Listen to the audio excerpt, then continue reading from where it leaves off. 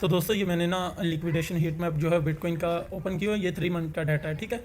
3 month में क्या क्या हुआ, तो जितना बड़ा टाइम फ्रेम उतना ज़्यादा माल पड़ा होता है, उतनी ज़्यादा लिक्विडेशंस होती हैं। अगर हम इस जोन को देखें यहाँ पर, तो हमें 67,700 की रेंज नज़र आ रही है, जहाँ पर अप्रॉक्सीमेटली $255 मिलियन की लिक्विडेशन लैवरेज है, ठीक है। और डाउन साइड की तरफ देखें तो आपको नज़र आ रहा है अप्रॉक्सीमेटली 60,000, उसके बाद 61,500, उसके बाद 62,299 और उसके बाद 63,648।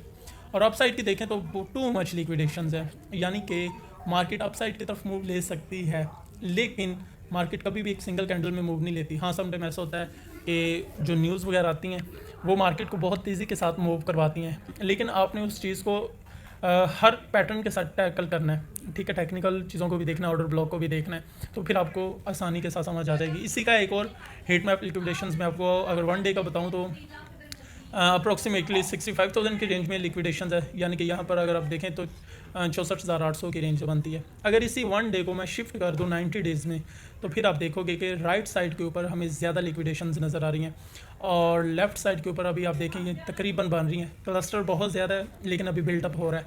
लेकिन अगर हम पीक नोट की बात करें तो 67,700 सेम एज इट जो हमने लिक्विडेशन हीट मैप में देखा, और उससे भी ज़्यादा 72,000 की रेंज में हम देख रहे हैं। लेकिन इधर ज़्यादा इतना माल नहीं, ये 120-30 मिलियन डॉलर की रेंज में है। तो इस रेंज में हमें 500 मिलियन 255 मिलियन इस रेंज तक का माल दिखाई दे रहा है, ठीक है। तो ये सारी चीज़ें आपने इनको भी बखूबी अपने माइंड में